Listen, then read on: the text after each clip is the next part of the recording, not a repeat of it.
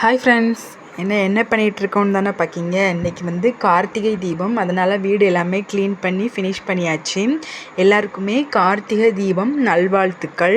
நம்ம வந்து இப்போ ஈவினிங் ஒர்க் தான் வந்து ஸ்டார்ட் பண்ணியிருக்கோம். கார்த்திகை தீபம் அன்னைக்கு வந்து ஈவினிங் வந்து நம்ம என்னெல்லாம் பண்ணுறோம் அப்படிங்கிறத பார்க்க போகிறீங்க. ஃபஸ்ட்டு வந்து கோலம் போட்டுடலாம் அப்படின்னு சொல்லிட்டு தான் கோலம் போட வந்து ஸ்டார்ட் பண்ணியாச்சு. காலையில் வந்து போட்டிருந்தோம். இது வந்து ஈவினிங் வந்து விளக்கு கோலம்லாம் போட்டு ஸ்டார்ட் பண்ணிட்டோம். பாருங்க. சூப்பர்.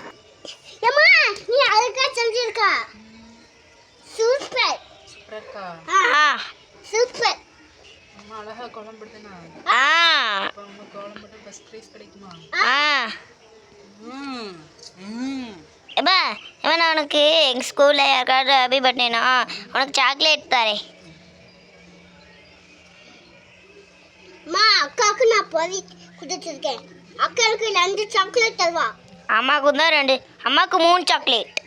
எனக்கு நீ நான் உனக்கு ஒரு சாக்லேட்டில் எங்கள் ஸ்கூலில் கொடுப்பாங்க. நான் உனக்கு அந்த ஒரு சாக்லேட் மட்டும் அம்மாவுக்கு மட்டும்தான். அரிசிக்கு நாளைக்கு யாருக்காவது ஹாப்பி பர்த்டேனா சாக்லேட் தரேன். நிறைய சாக்லேட் வாங்குவா. ஒன்று தான் எங்கள் ஸ்கூலில் எங்கள் மிஸ்ஸு கொடுக்க சொல்லுவாங்க.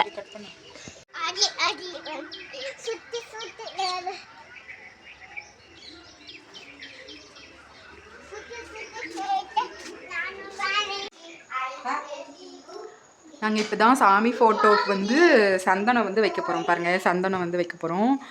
எனக்கு ஹெல்ப்புக்கு இதோ என் பையன் இருக்கான். நான் சந்தனம் வைப்பேன், அவன் வந்து குங்குமம் வைப்பான்.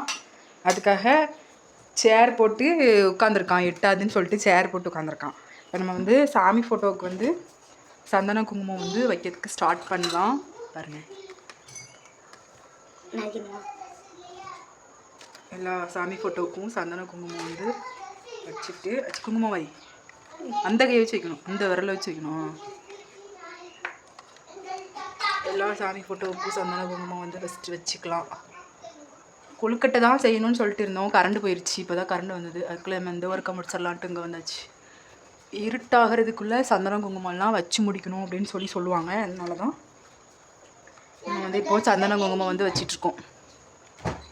இந்த வேலையை ஃபினிஷ் பண்ணிவிட்டு அதுக்கப்புறமா நம்ம வந்து கொழுக்கட்டை அவிக்கிறதுக்கு ரெடி பண்ணலாம். நாங்கள்லாம் என்ன பண்ணிகிட்ருக்கோம், இங்கே 2 பாட்டு படிச்சிட்ருக்கு. நம்ம சாமி ஃபோட்டோக்கெலாம் வச்சு முடிச்சாச்சு. நெக்ஸ்ட்டு வந்து கதவுக்கெலாம் வைப்பாங்கள்ல, அது வந்து வைக்கலாம். இது வந்து மஞ்சளும் சந்தனமும் மிக்ஸ் பண்ணி வச்சுருக்கோம். பச்சரிசி மாவும் கலந்து தான் பண்ணுவாங்க. நம்மகிட்ட வந்து அரிசி மாவு வந்து இல்லை. அதனால் நம்ம வந்து மஞ்சளும் சந்தனமும் மிக்ஸ் பண்ணி எடுத்துருக்கோம். இது வந்து ஆமணக்கு இலை, இதா ஆமணக்கு இலை இல்லை பப்பாளி இலை வந்து யூஸ் பண்ணுவாங்க நம்ம திருநெல்வேலி ஸ்டைலு.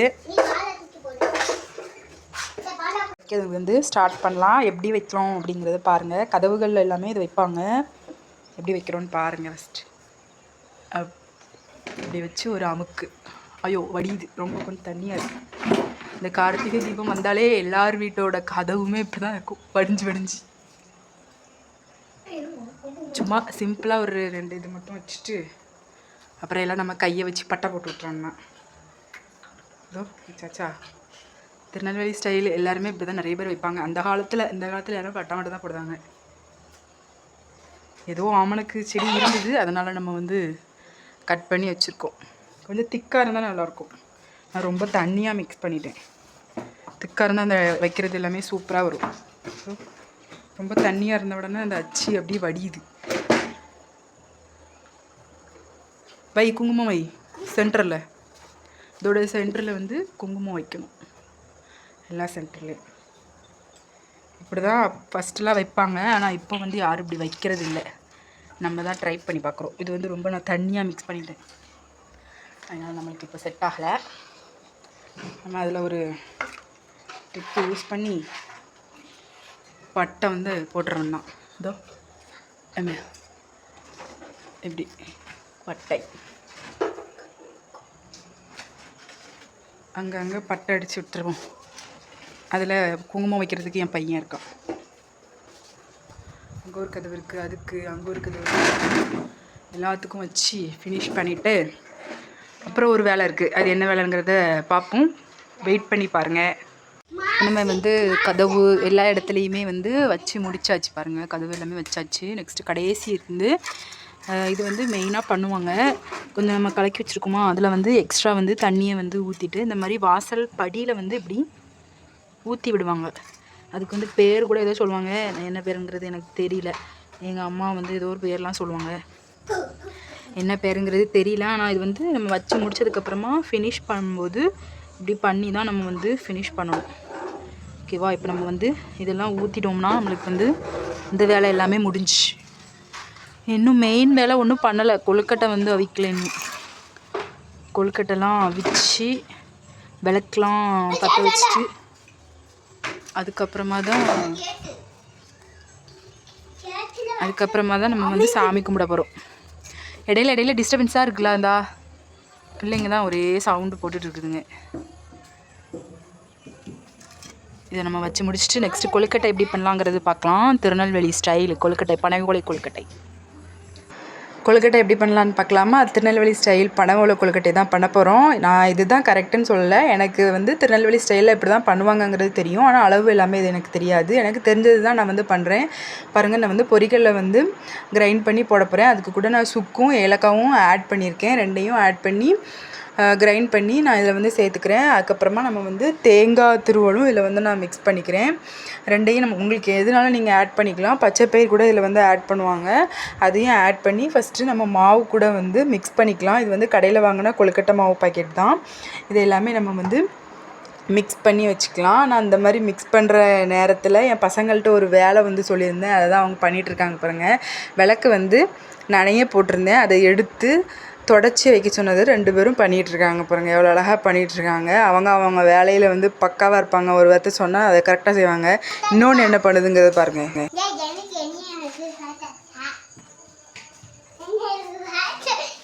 நாங்கள் எல்லோரும் ஆளுக்கு ஒவ்வொரு வேலை செய்கிறோம். நீ என்ன பண்ணுற? அது என்னது? அது என்னது? வேலை பார்க்கலாம்ல. அன்னைக்கு கொழுக்கட்டெல்லாம் அவிக்கணும்ல, லேட் ஆயிட்டல.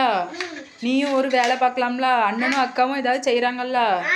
நீ எதுக்கு ஒன்றுமே செய்யாமல் இப்படி சத்தம் போட்டுக்கிட்டே இருக்கா? நான் வேலை செய்ய விட மாட்டேங்கண்ணா. நான் தான் செய்ய சொன்னோம்ல, அது ஏதாவது செய்யின்ட்டு. நீ தான் ஒன்றும் செய்ய மாட்டேக்கா. எதுக்கு நீ ஒன்றும் செய்ய மாட்டேக்கா? நீ ஒரு கரையில் ஃபஸ்ட்டு இருக்கியா, ஒரு ஓரமாக இருக்கியா? உன்னால் ஒரு ஓரமாக கூட இருக்க முடியல. உனக்கு குறுன்னு வருதோ?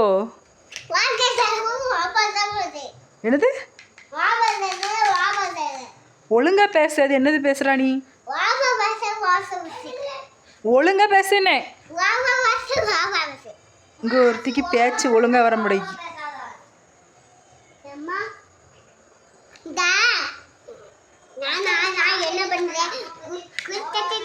இன்னைக்கு சாமி கும்பிடணும்ல. நீ என்ன பண்ற? விளையாடுறியா?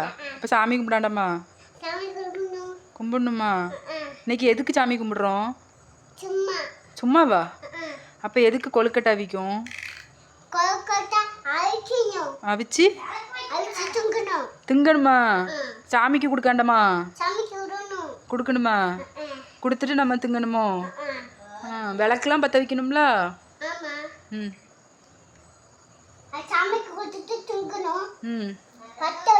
நீ அதை எடு. இப்போ நம்ம வேலைக்கு வருவோம். ஃபஸ்ட்டு வந்து நம்ம மாவு ரெடி பண்ணிட்டோம். இப்போ வந்து பாகு வந்து ரெடி பண்ணணும். அதுக்காக நான் மண்டவளம் வந்து எடுத்திருக்கேன். உங்களுக்கு எவ்வளோ இனிப்பு வேணுமோ நீங்கள் அவ்வளோ வந்து ஆட் பண்ணிக்கோங்க. எனக்கு அளவு இதுதான் அப்படிங்கிறதுலாம் சொல்ல தெரியல. ஆனால் தண்ணி மட்டும் அதிகமாக வச்சுக்கோங்க. இதில் வந்து பாகுலாம் கிடையாது. அதனால் சூடானால் நம்மளுக்கு அந்த இதெல்லாம் கரைஞ்சி அப்போனா போதும். அது கரையிற கேப்பில் இந்த மாதிரி ஓலையை வந்து நான் இப்போ வந்து ரெடி பண்ணி எடுத்துக்கிறேன் பாருங்கள்.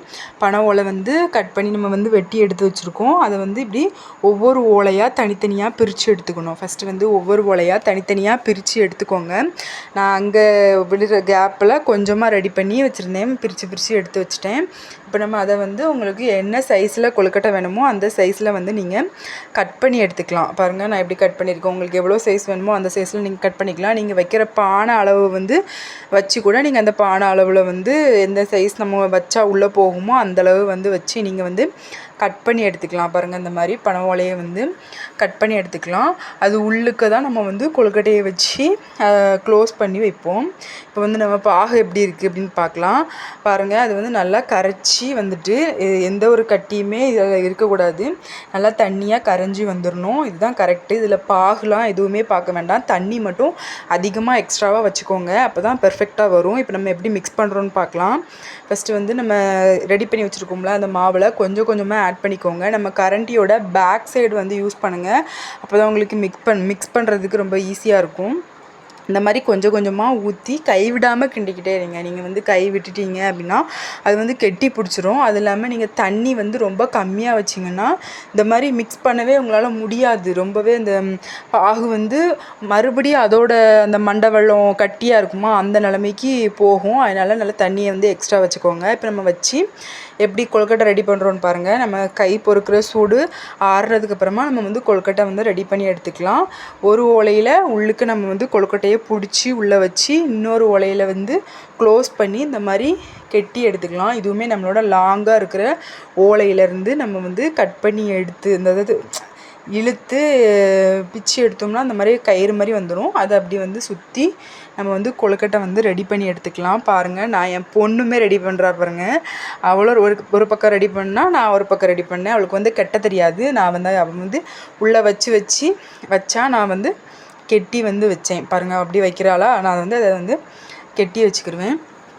இந்த மாதிரி தான் அதில் இருக்கிற எல்லா இதையுமே வச்சு ஃபுல்லாக வச்சு ஃபினிஷ் பண்ணணும். மொத்தமாக பாருங்கள், எங்களுக்கு எவ்வளோ கொழுக்கட்டை 2 பேக்கெட்டில் இவ்வளோ கொழுக்கட்டை வந்து நம்மளுக்கு வந்து சேர்ந்துருக்கு. இதை எப்படி வந்து பானையில் வைக்கலாம் அப்படிங்கிறத பாருங்கள்.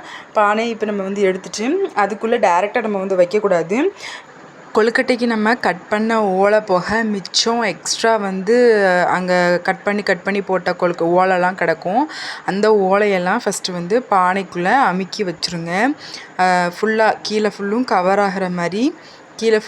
ஆகிற மாதிரி நல்லா ஓலையெல்லாம் போட்டு அடுக்கி வச்சுருங்க. வச்சுட்டு அதுக்கு மேலே தான் நம்ம வந்து கொழுக்கட்டை வந்து வைக்கணும். பாருங்கள், இந்த மாதிரி கொழுக்கட்டையை 1 by 1 அடுக்கி வைங்க. வச்சுட்டு நம்ம வந்து தண்ணி ஊற்றி அடுப்பில் வந்து வச்சிடலாம். பாருங்கள், அடுப்பில் வந்து நான் வச்சாச்சு. இப்போ அடுத்த வேலை வந்து பார்ப்போம். இப்போ வந்து நம்ம வந்து விளக்கு வந்து வீடு ஃபுல்லும் நம்ம வந்து விளக்கு வந்து வைக்க போகிறோம். பாருங்கள், நம்ம தண்ணியில் ஊற போட்டு தொடச்சி க்ளீன் பண்ணி வச்சுருக்கோம் விளக்கு. அதில் வந்து இப்போது நம்ம தட்டில் எடுத்து வச்சோம்னா நம்மளுக்கு வந்து வைக்கிறதுக்கு ஈஸியாக இருக்கும். அதனால் நான் வந்து இப்போது தட்டில் வந்து எடுத்து வச்சுருக்கேன். 2 தட்டில் எடுத்து வச்சுட்டு அதுக்கப்புறமா அதில் வந்து திரி வந்து போட்டு எண்ணெயுமே நம்ம வந்து ஊற்றி வச்சுருக்கோம். பாருங்கள், இப்போ மாடிக்கெலாம் கொண்டு போனோன்னா அந்த மாதிரி தட்டில் வச்சு கொண்டு போனீங்கன்னா உங்களுக்கு ரொம்பவே ஈஸியாக இருக்கும். இப்போ எல்லாமே ரெடி பண்ணி வச்சுருக்கோம். இந்த விளக்கு போக நம்ம கடைகளெல்லாம் விற்பாங்கள்ல அந்த மாதிரி மெழுகு விளக்கு, இதுவுமே நம்ம வாங்கி வச்சுருக்கோம். ஜன்னலில் வை.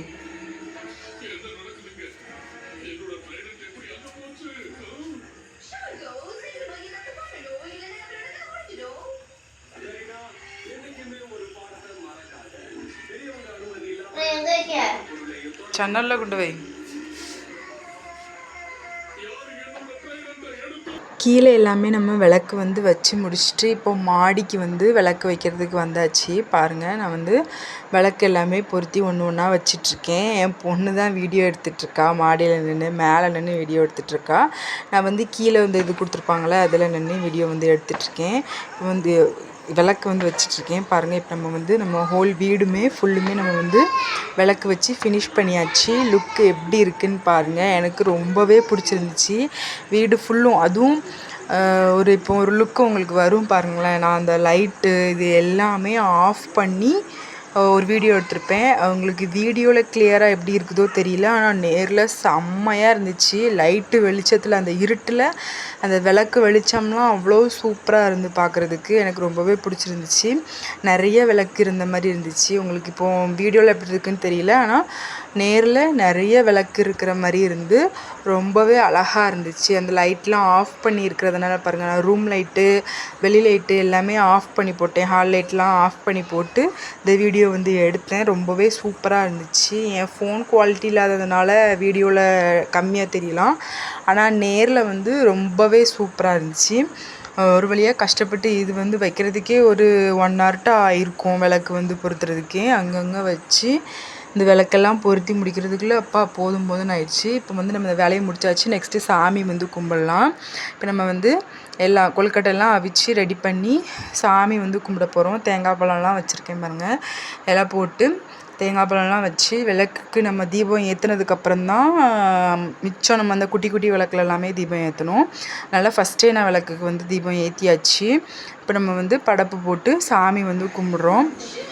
அவ்வளோதான். நம்ம வந்து சாமி வந்து கும்பிட்டதுக்கப்புறமா நம்ம கொழுக்கட்டையை வந்து எடுத்து சாப்பிட வேண்டியது தான். அவ்வளோதான், முடிஞ்சிச்சு. பாருங்கள் எப்படி கமெண்ட் பண்ணுறாங்கன்னு பாருங்கள்.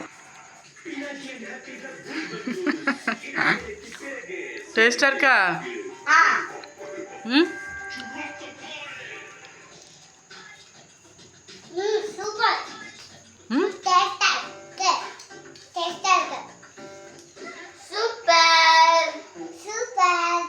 அவ்வளோதான். நம்ம வந்து கார்த்திகை தீபம் வந்து செலிப்ரேட் பண்ணி முடிச்சாச்சு. பனை ஓலை கொழுக்கட்டையும் ரெடி ஆயிடுச்சு. உங்கள் வீட்டிலலாம் நீங்கள் எப்படி செலிப்ரேட் பண்ணீங்க அப்படிங்கிறத கமெண்ட்டில் இப்போ சொல்லுங்கள், நானும் தெரிஞ்சுக்கிறேன். இந்த மாதிரி நிறைய வீடியோஸ்க்கு நம்மளோட சேனலை சப்ஸ்கிரைப் பண்ணிக்கோங்க. அடுத்தடுத்து நம்ம வந்து நிறைய வீடியோஸில் பார்க்கலாம். இந்த வீடியோ எப்படி இருக்குது அப்படின்னு சொல்லிட்டு கமெண்ட் பண்ணுங்கள். தேங்க்யூ ஃபார் வாட்சிங்.